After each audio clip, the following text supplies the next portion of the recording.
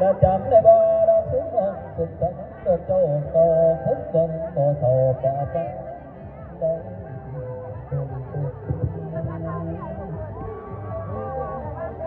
đã đấy thì biệt chớ đường tung cha có sao gì đèo để đã ba đâu khiến tâm thì đủ và chẳng thay đã liao này tí đi bay à xin đã phim một đám hương thức thì riêng và đường cổ cứ đã đi thôi chấp cả là bé có là sai bố xuống có tia sụt ta mà bố phát ta là nhấp có ba tí na một tí na mà đúng tua đi đi ai là sai bố mà cứ khổ và xuống khóc rồi đây xuống cũng sẽ làm lúc có chuyện sẽ chạy có tận là biển màu đắm sầm mà phải cặp ba đứa sống sát đi đèo và cua chạy được thì nước nam ngày coi chỉ được cảnh tiền là con lá sờ bốn ba la thức thì đằng đây đi cùng vào chuyện này ta mà đứng chỉ em thì đồ có sự tàn hay cho xia na cũng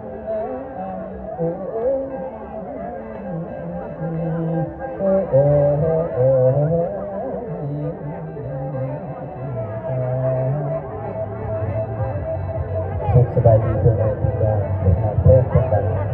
ผู้ข้าเองรับหน้าที่แสดงเป็นท่านราชผู้ปราโมทนั่นเองแต่ละเพื่อนเราบ้างหาพระเจ้าเองพระราชการได้งานเรียกโตท่านพระองค์พระเจ้าเซนอาทิตย์บริทาเอาละเมื่อนี้ในโอกาสเท่าดี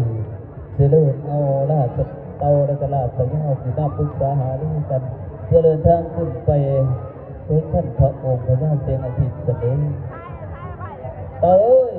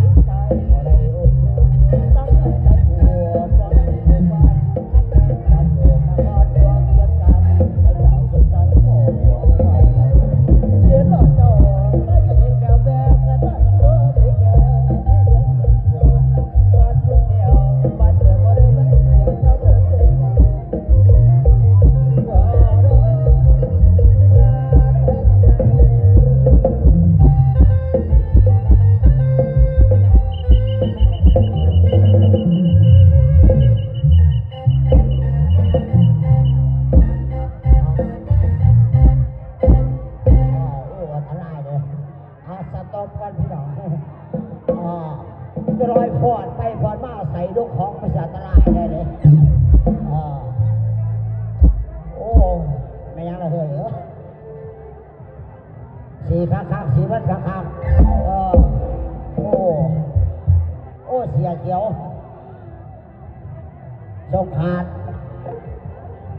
สามโยบางเดือน6ดอยบางกระเตาโอ้เสียเขียวดอย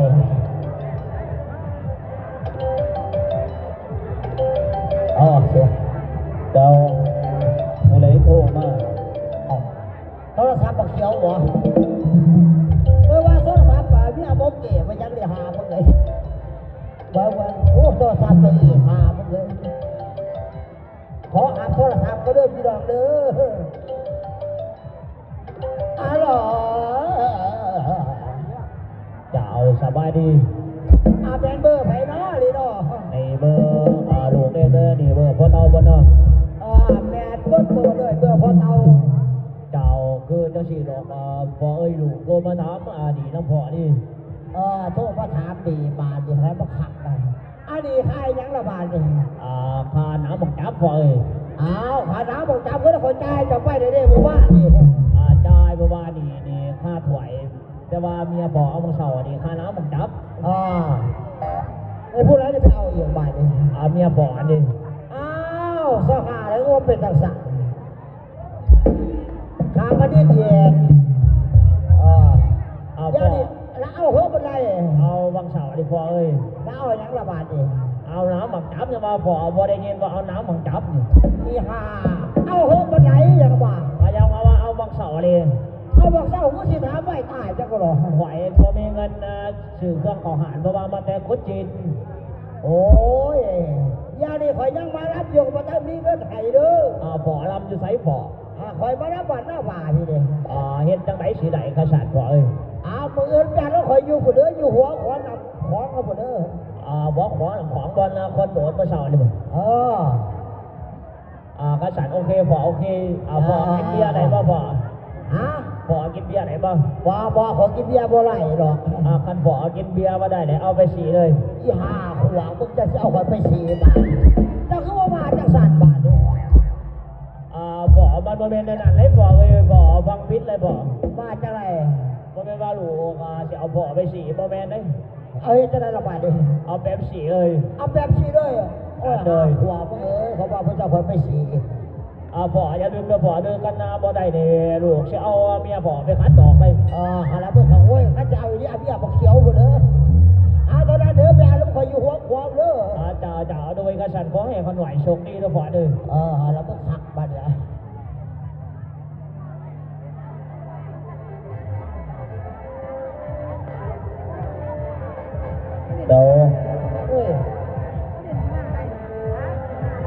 แต่วิทย์สายเดือดเตาฮัลโหลโอ้ยเอาไปนั่งเพิ่มอะไรล่ะบ้านนี้เอาซะแล้วมึงเงาเลยนะโอ้ยคือว่าบ้านนับกันเงาไว้เงาโอ้มาฆ่าเลยเห็นเนี่ยบ้านอะไรบอกใจดำมาทำให้น้องเสียใจบอกสองตายามในไอ้เห็นน้องเจ็บไม่ลอยคนสวยเดินหน้าถูกตาไอ้คนแอบมองเดินกันมาแต่คุณนิดหน่อยพอเคยเงียบหน่อยจังสิเป็นยังคนดีไอ้นี้ยังหูอยากนำประจำหายไปจนนี้กี่บาคือคนใจลาใจไว้ยำอีหากอายคอยได้อีกทีที่หาวิธีวันเก่านั่งก้มหน้าเศร้าข้างไก่เขาเอาไว้นักพวกเขาแล้วผู้ไรเสาแล้วพอมึงตายดิเสาแล้วพอมึงตายดิโอ้บังหาดิกูหลอกเองมาดิกับพระเต๋แม่เบิดยันกูลงกูลังดิมึงรอเพ่งบ่ดิมึงกลัวมึงหายไงแมวมาดีเด้อเจอแมวพลังงานเด้อเจอแมวนี่เงาเฮ้ย เอาเจ้าซีเราเจ้า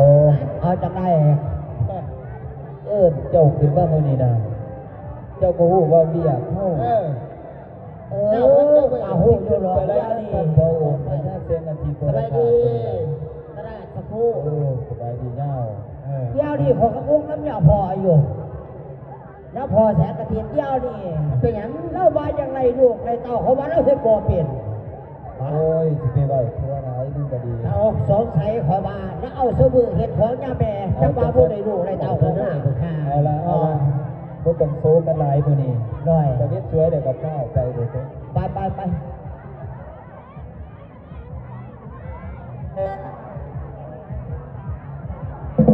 าพัวมาหาก่อนจะมาเนาะลมหน้าร้อนหนาวมอบให้ทั้งอาจารย์เลี้ยงไส้ด้วยเพราะว่า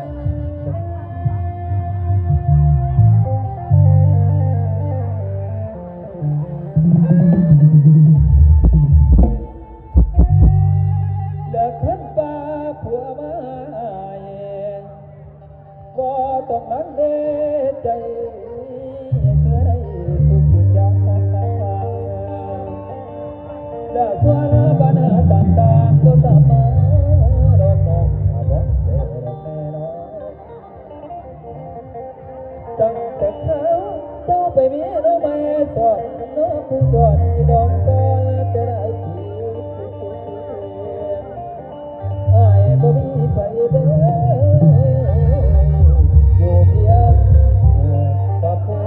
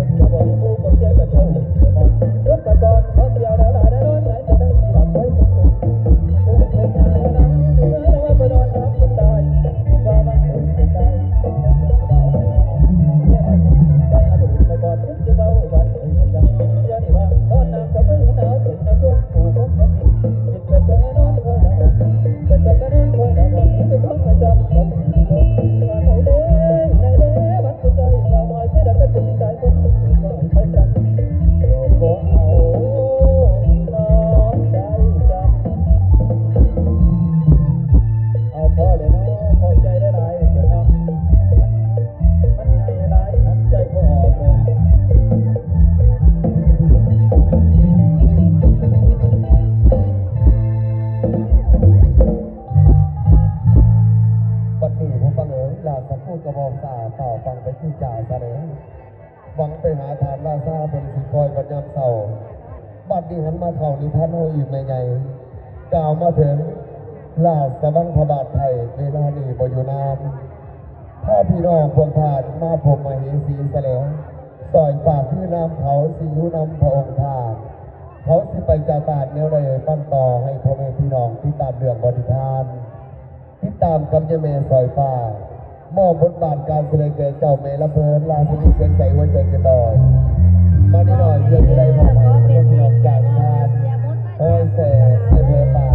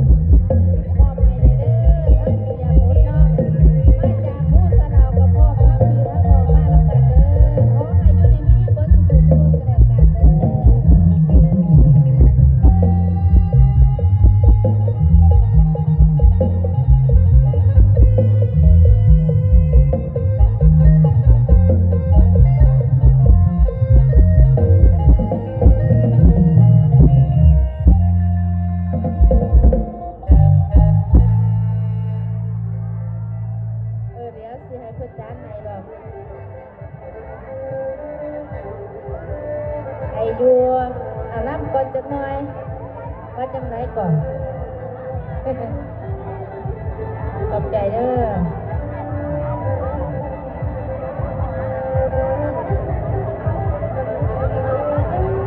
ลาอันเดียวนี้ลาพ่อแม่เอ้ยเดี๋ยวนี้อย่าไปบนพอสอดจนเอามาไกลสองพันหน้าไปเลยมาศาสนาพาโคจและผู้ใด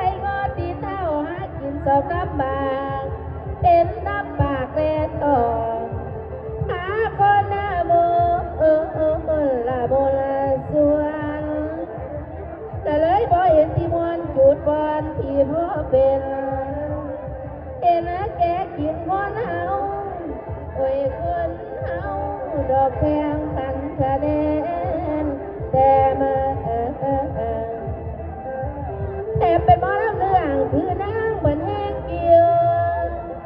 ผิวอยู่คือนุ่นเหี่ยวบัดเดิมมาต่อจะลงใจ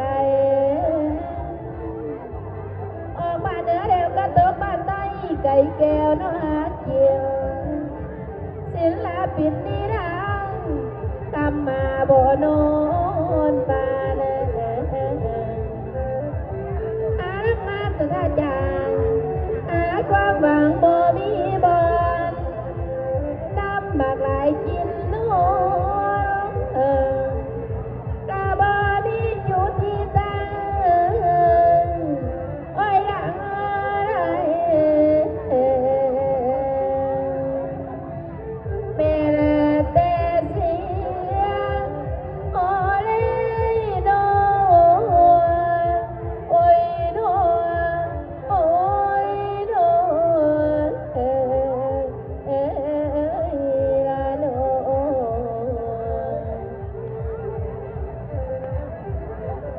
สุขสบายดีพ่อแม่พี่น้องที่เรารับฟังเรื่องขนาดนี้น้ำของผู้ขายเองก็คือยาเมซอยป่าพี่น้องเอ้ยได้อยู่กับเสด็จพีแสงอาทิตย์ทางกระไรป่าลาปีเดียวพี่น้องแต่กระบงมือไหนดูไหนเขาน้ำเขาจ้าเกือบยังว่าเป็นน้ำยังคือไรบุกระบงดูแม้แต่ว่าซอยเองแกนักใจหรอกพี่น้องเอ้ยอยู่น้ำกันมาเป็นยังคือบ่ไรดูไรเต่าคือบ้านคือเมืองเพิ่นสติเมื่อนี้เสียวนาเมนุ่มสวยขึ้นมาปรึกษากันเบิ่งก่อนหน้าแน่เบิ่งเสด็จพีการหาตาบงคอยซีดีปันใดพี่น้องเมนุ่มสวยมาเริ่มออกมาหาแม่บางคนน่ะไปจังไหนเนาะ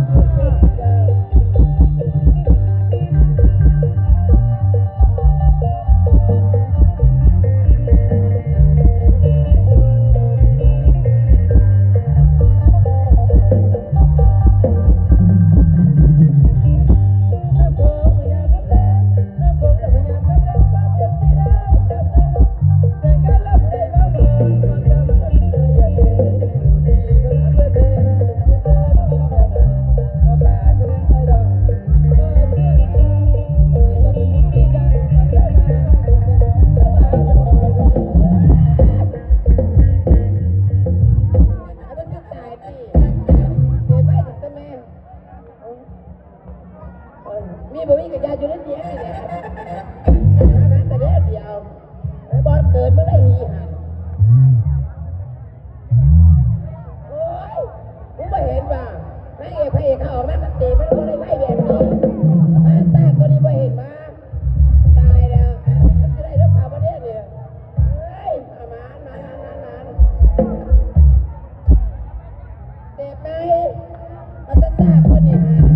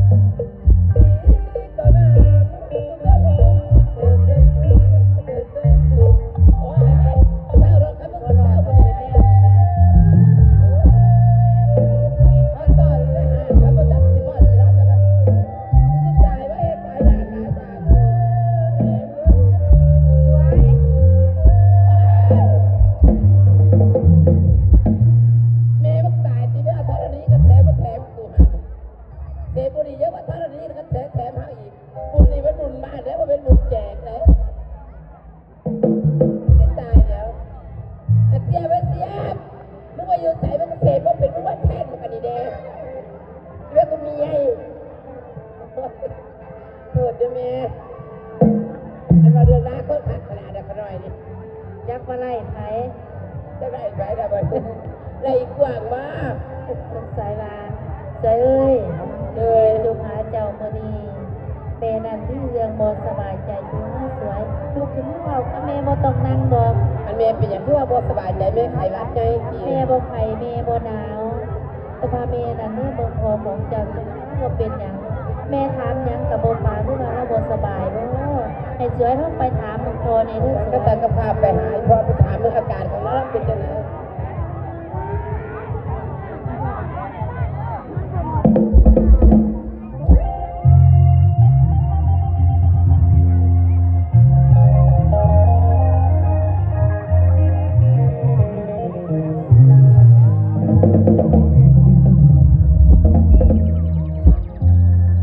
ลาบ้าโอ้น้อยอันบุญมีพระราอยู่บุญ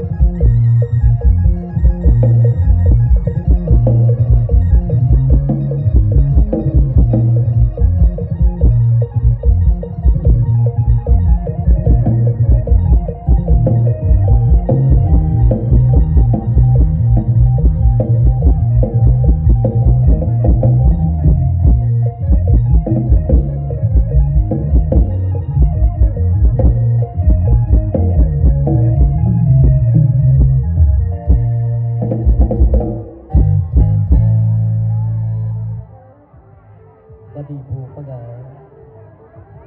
สมก็เดียวพี่น้องที่ได้ปล่อยภูที่เด่นแสดงเพื่อเนื่องจากให้น้องที่เสียบีบรรยับคุย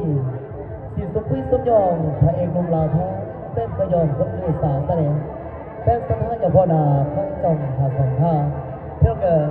หันมากาวันลำพญาใหญ่แสงอาทิตย์แสดงเดียวในปกของเมืองอาพันธ์มากขนาดดำยังก็มีบุตรแก้วทำพูดตาขันเกิดพวมแสดงเขาสิดาปากามขันขอสุฟัง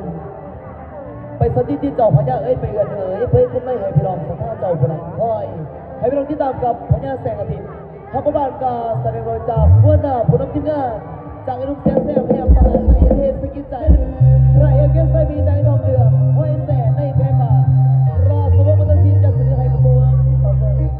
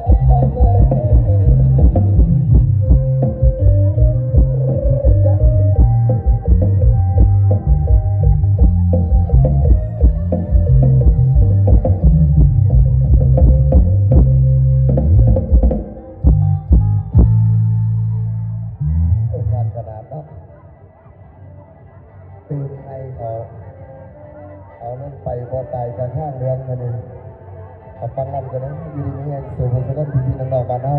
เนาะ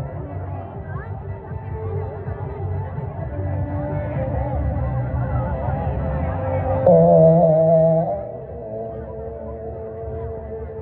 โอ้โอ้ละป่า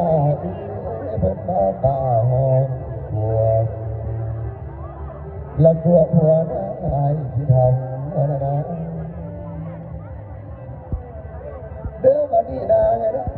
ลักขี้น้องสาวฟังคำข้าพระจังแต่ก่อนกี่โอ้ยดีโอ้ย อยู่ใส่นอนนางโอ้โอ้โอ้โอ้โอ้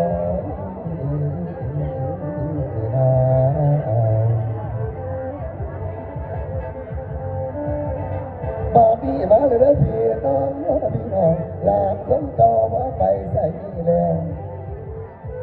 ลาแม่เอ้ยแม่ลาเลี้ยงใส่คนเดิมน้ำตาเดิมสูงสะอ่อนลาล้างตะกอนแป้นเครื่องอ่อนตะน้ำมาแต่ละมองจนผู้เฒ่ายังลืมบ่อนเพื่อเลี้ยงแจงบ่อย่างนี้ลาเลี้ยงกับมาเถื่อนี้เถื่อนี้ฟังน้องพี่เป็นน้ำใจแล้วโอ้ยเงินบ่มีมาไหนให้สมเพียงแต่ดีลาให้เต็มเนื้อสุสาวโอ้ยทั้งลานกะสิเงาฟังเรื่องราวเพื่อดีสิดีให้ดอกสำใดลาขอพูดนะลาพูดเถื่อนใส่สถาเป็นผู้ใจรุ่นนี้แล้ว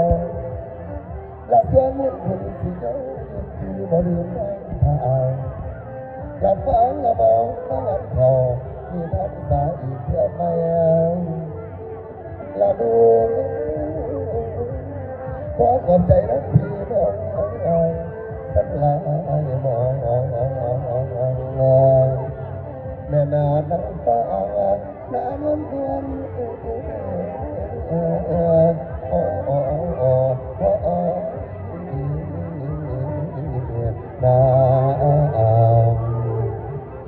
ขอโทษไม่ได้พี่น้อง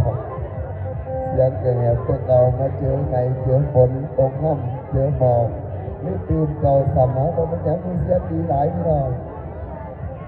สิ้นเดียวขอการกระมามีที่แกงแปลงที่เรารับฟังในขณะนี้ผู้ฟังเอ้ยนำในเรื่องต่างๆผ่านสีแสงอาทิตย์เป็นพญาปกของเมืองเอกกรุงศรีดี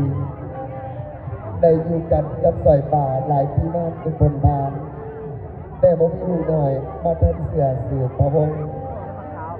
นับมือนับวันสังขารข้าพเจ้ากระโดดลาไปทุกที่อยากจะมีลูกมาสืบต่อเพื่อนแต่กะหาบ่มีน้อย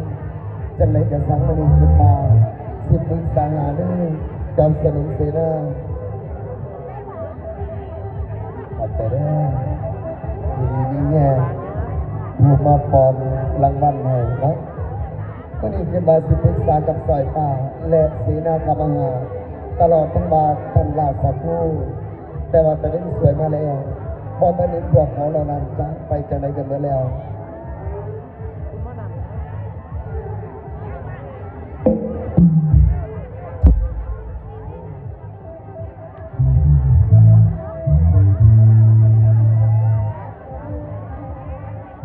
เดี๋ยวขอบ่ายนะพอแสงตะเวน แสงอาทิตย์ ตีกับตะเวนกันเดียวกันนะเจ้าพ่อก ระบอกมันถึงมีความสุขในตลาดสดอยู่ ส่วนประวัติเสด็จพี่ จงมีความสุขกับไปนั่งซอยป่า สบายดีขาหน่อย มีความสุขทหารเตา ด้อยขาหน่อย ทหารเนี่ยก็คือกันเอาล่ะในเมื่อว่าพวกท่านมาพอเพียงเยี่ยงหน้ากันเป็นสีแดงข้าพเจ้าเองนำมันนำใจเหลือเกินที่บ้านอยู่กันมาหลายป่าหลายปีกันไม่นั่งซอยป่าเพราะพระองค์เองบอกเองที่ดาสมที่ดาสติดามาเกินวันเน็ตแต่มาองค์เดียวเลยนักใจร้ายเดียวนี้ อันหนักใจอันเป็นโรคหัวใจบ่เนี่ยพอคือว่าหนักใจ นักใจอยากได้ลูกในเต้านี่ล่ะ แสดงว่าอยากได้ลูกได้เต้า แหม ให้ยาพา ฮะ ยาพาอันคือจักรีดาเขาได้ไปอันนั้นน่ะไปเฮี้ยนมากันเลยฮะน่ะเฮี้ยนอันนั้นมือกองเสียมนั่น เป็นจังได คนข้างบ้านมันจะไม่ได้ถูกหลายจะกระดอกกระเดียด แสดงว่าเจ้านี่ได้ยินที่มาแม่น โด บ่ ยขาน้อยได้เห็นสูตรนะ บอกองค์พ่อไว้เนาะ จักรีได้ยาพาอันตัวเถิกก่อนมันสิอันที่นี่อันนี้ ไม่เห็นกงรถกงยางมันก็ใส่สีแล้วตัวเธอมันตาว้ายสวย แต่รถหมา เป็น เรื่ อ อง ย่าง ส ส ว วย ย ขนาดก็ไม่ได้ว่าไก่ดอก โอ้ยจะเป็นเจ้าเนาะจะเลยนทหารเนาะ โอ้ยเนี่ยพอมันสิยากสิซ่ายังกันจังไรลูกนั่นของง่ายๆ เป็นพวกขน้อยขี่รถมาบางเด็ดนี่ เอามองเลยไม่ เห็น ได้ มันแดงเห็นกันยังบางเด็ดนั่นเพราะมันเห็นกันมันลง โอ้ยคุ้ยตัวน่ะ กันดี จอบกันเนาะมาจะได้ทางานเตา เดี๋ยวนี้สงบ่อะไรดูสงสัยเป็นน้ำยาพอขนาด จะไหนจะมาสั่น พอมาเนี่ยพ่อซื้อยาคุกมากินเห็นบ่จังหวัดบ่ได้ดูระบาดระเบืองเขา มันโมเมนแนวดอกทหารเตา ฮะ บ่เคยดอก หันมาขักกันเงาฮะแม่พวกผู้บ่ เอาละเอาละ ไปจับกันได้ขนาดนั้น สำหรับวิธีการของพวกท่านบริการเลย หน่อย พลาสักครู่ว่าจังไรเนาะ โดย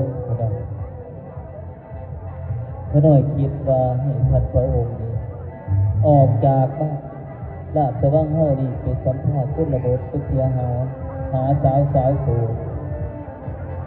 ถ้าคนใดถึงมองถึงใจท่านพระองค์นั้นน่าเป็นมเหสีคนใหม่อาจจะได้ราชโอรสพุทธธิรามาสู่ดอยแท่นนี้สำหรับท่านพระองค์ มันสิดีบรพลาสักครู่ ขน้อยก็คิดว่ามันสิดีอยู่แล้ว เอาละอย่ามาบอกจังสันต้องถามมึงทางนี้จังเป็นเขาซีนดีเดือนอย่างพอทำอยู่ โน่น ซอยไปลาสักครู่พระจ่าบอกจ่าดอมกับพีท่านจังใดดูหน่อย ไปหาสาวตามบาสิได้ดังใจ เจ้าสิมาจังไรละซอยป้า เดี๋ยวนี้ล่ะพี่เอ๋ยพี่ซอยมาบักพี่เอาพี่เรามาถามด้วยความ มือมีดึงไม่ขึ้นเลยเด้อ โอ้ยสิ่งเข้ามาจากไหนโอ้ยใจหูอะไรนอนและส่วนมาจอมโลดสิซอยก็เห็นดีดอกพี่แต่พี่เอ๋ยพี่แต่ในใจน้องนี่ก็อยากจะเลือก ตัวอยากอย่างไรนะ ได้เมียไม่เข้าอยู่เกี่ยวบ่เดียวรำเมียคนนั่งเมื่อปีแต่อยากเจ็บกว่าสิเศร้าโอ้ยสิเศร้าบ่ฮักเคยเข้าตัวนั้น ที่สิบเป็นใจสันดอน สนหน้าวนในใจน้องคัดว่าตรงไปเป็นอื่นและพี่เอ๋ยพี่มันเกินดวงบ่แล้วในใจน้องแม่นเรื่องเดียวโอ้เด้น้องโอ้ยน้องโอ้ยน้องโอ้ยนะน้องคือกันสอนกันเสด็จพี่ถ้าว่าเสด็จพี่สิไปเอารูปเอาเมียสวยกับบ่มีทางที่สิหามเสด็จพี่หรอกพอไผพบสนุมเสนาจะพบกันเป็นเสียงเดียวกันสวยกับบ่ว่าน้องแต่ว่าสวยอย่าเว้ากับเสด็จพี่ เรื่องไหนล่ะ เสด็จพี่นะป้าเคือไปได้มาเฮสีคนใหม่แล้วสิลืมซอยเองก็นักใจอยู่โดนแต่จังใดกับบ่หวั่นไหวหนูซอยตามใจเสด็จพี่ทุกอย่า ผ ง มเป็นอย่างดอกเป็นนั้นซอยปลาเป็นองค์พีสิมิมาเฮสีหลายคนแต่สำหรับเจ้าอยู่ในใจขององค์พีเสมอพอต้องวิตกกังวลอย่างได้นอน เสด็จพี่ว่าออกจากใจจริงดีๆนะสิบ่ทิมซอยสันติ บ่มีบ้านนันดอ อาจารย์จะบ่เป็นหยังซอยเองก็ภูมิใจเหลือที่สุดซอยสิไปหาเกียมสิ่งเกียมของเพื่อว่าเสด็จพี่นั้นเดินทางไปตัวไกลไปนาผู้ใดอยู่ในกินสนอง ไปสานอนเอาละสำหรับเสนาทหารเก่าทหารยาวพร้อมทลาดสักครู่จงออกติดตามให้พระองค์วันนี้นะ เลยก็ได้ มากันทหารจำสิ่งจำของนะ เลย ไอ้เจ้าพ่อ ไปเกี่ยวกับกินเอาของสำหรับท่านพระองค์เอามีหยังก็บอกพระองค์สวย เอาอันนี้ก็บอกไปนะโมแบบที่ซ่อมเป็นอะไรนะเอามาตำนาตำหลังให้ปัดปอบไปใหญ่หัน ไม่หนี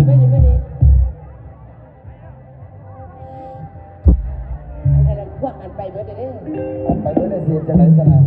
อร่อยบ้าอันขอแบบกันนะขอ2 2 2สนอก บามา อันคือจะสีดอกก็ต้องไปหาอื่นไก่ดอกอันไปเห็นสีคนในน่ะ ไอ้สิไปหาอยู่ใส่ล่ะ แถวนี่อืดตายยังแถวนี่นี่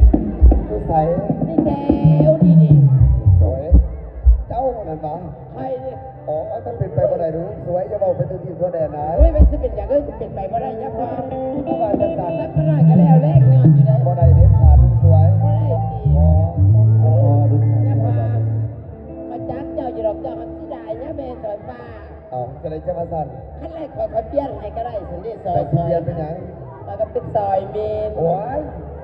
มันเองแต่ไปกันยังบ่ได้ดอกจังได๋ บ่ได้สิ ก็อยู่ปฏิบัติใส่ข้อมูลนี่ล่ะ อร่อยก็บอกไปจะสั่นเพื่อเกิด ประกาศหาเจ้าของกระเป๋าสีบัวมีบัตร ATM อยู่ในหันนางรัศมีสุสนันท์นะไอเอ็ดกระเป๋าเฮียให้มาเอาเด้ออยู่ทางหลังเวที เจ้าของชื่อรัศมีเด้อเนาะกระเป๋าเงินเนี่ยอยู่ทั้งหลังเวทีเนาะทั้งเจ้าหน้าที่เก็บไว้เนาะ จังเป็นเกิดทางสากระเป๋าก็บ่กลุ่มเนาะ สงสัยคนนั้นแหละพ่อไอ้เจ้าพ่อหันไปตามหาโดดไล่แน่นอนรัศมีหันเอามาเป็นไว้เหตุสีคนได้เลย บ่ได้รู้สวยจะได้กันทางบ่ดี เลย ข้าพงสิเป่าไปซะดอก ถ้าตะกนาตะภาพไปคือกันมันมา ก็ไม่เห็นจังซี่ อ้าวขนาดตบ3 เทียได้ละ3ต้นแล้วจะพอมันมาดีๆเด้ เอาหลานมันส่งมาดีๆเสียแล้วก็ จะลืมเวลาสมีไม่ให้ได้เด้ บ่เป็นหยังดอก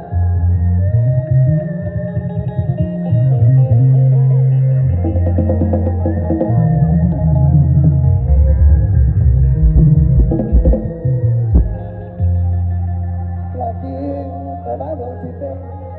เซ็งตัวเองเป็นตานะปากก็เบื่อเขาบ่จะเป็นบ่จะพอเกรงใจน้องว่าแฟนกันเขาแรงบ้าเขาหลอกบ้าเขาหลอกแฟนใจว่าแม่เขาคิดบ่ต้องให้น้อง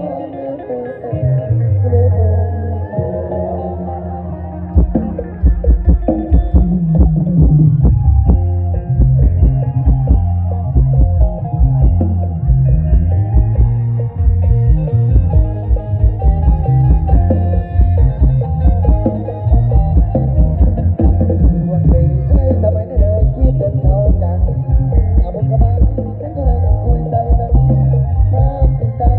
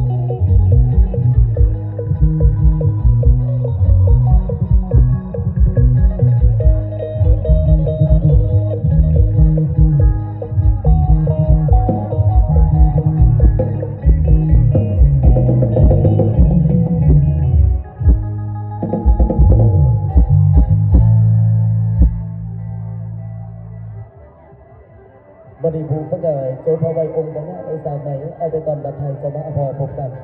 พี่น้องจันที่ท่านให้มั่นจันเอามาลั่นกระบวนบวนแสดงเอาห้องไม้เกลอนมาห้องตอนขบวนเดียวเพื่อนยุติกาบังกำกำไฟสาวศิลาพอเป็นไล่ไก่ปลาตังกระโดดน้าเดวเหลือพี่นวลนางแก้วอยู่ผู้เดียวคนหัวมูพี่น้องพอเป็นตายได้ข่าวลั่นลำพวนกันเดี๋ยวนี้เป็นสาวเดียวผัวบ่มีหาสอนบอเป็นผู้สาวทางบ้านยันแต่เท่าแก่ตาไปสติติลาไปว่าใจกันเลยเพิ่งคุ้มได้เห็นพี่รองแต่ถ้าเจ้าคนหนังก้อยที่ดาวกับสาวศิลาพระบาทการนะโรยนางเอกสาวเสียงยาวๆตาสถาบันดองเดือมห้อยเสียงแผ่บานมันมุ่งสบาย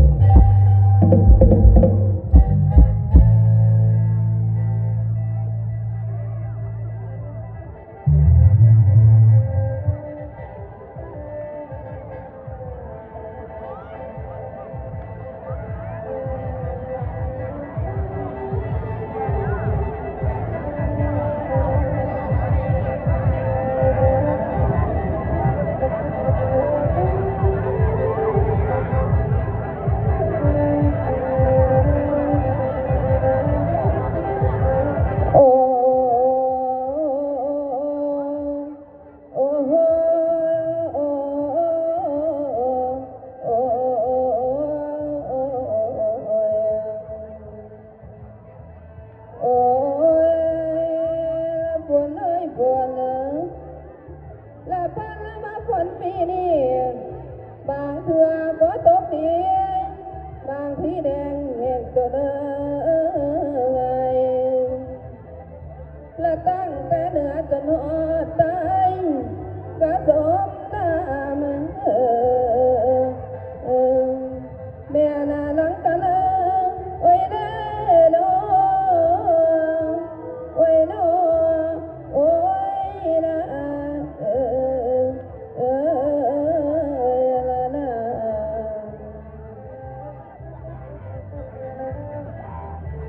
ละมาบัดนี้ละพ่อแม่ละนั้นเดาว่าพี่น้องนั้นเดาว่าผู้คอยนานะละผู้มาส่งมาพ้นงานโอ้ยพ่อละงานผู้ด่านในคืนนี้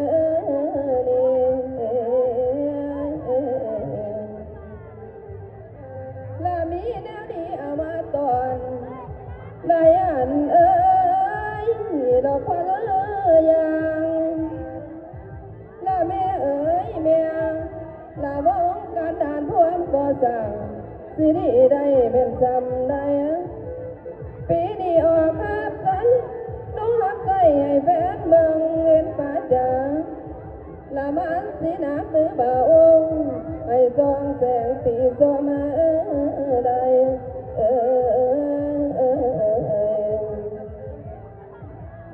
ละคอยเป็นกำลังให้พวกละนานบ่ละมาใหม่ละญาติได้เด้ละญาติแต่บ่ถึงใจขออภัยดวงหน้าศรัทธาเจ้าผู้สุขละเพียงเป็นจุดเริ่มต้นน้อเริ่มต้นอย่าทานบนในหัวเสียละให้มาเสียจนถึงหมายผ่านไปให้ถึงเป่าและตอนที่หันมาเขานิทานเอาอีกสักคนและทั้งพวกหลานในแดงจนยันมาสาบ่น่าแสดงโอ้ยเด้อโอ้ยโอ้ยนะละนะสุขสบายดีพ่อแม่พี่น้องที่หาแม่น้ำของหลานเองก็คือสีดาพี่น้องส่วนสีดาก็ได้อยู่คนเดียว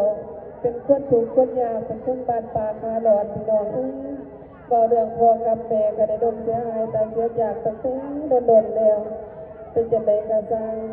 สีดากะสิ้นละได้อีแม่สิต่อสู้มันต่อไปพี่น้องอยู่คนเดียวมื้อนี้ก็ได้เวลาพอดีแล้วสีดาสิไปหาเอาพืชมาดังไฟหนึ่งเขาเฮ็ดอยู่เฮ็ดกินเบิ่งก่อนนะมื้อนี้โอ้ยขอบใจเด้อมาเด้อว่าสิไปเฮือนอยู่มันไกลหลายแดดก็พอแดดก็ได้บ่ได้ไปซะแล้วขอบใจเด้อ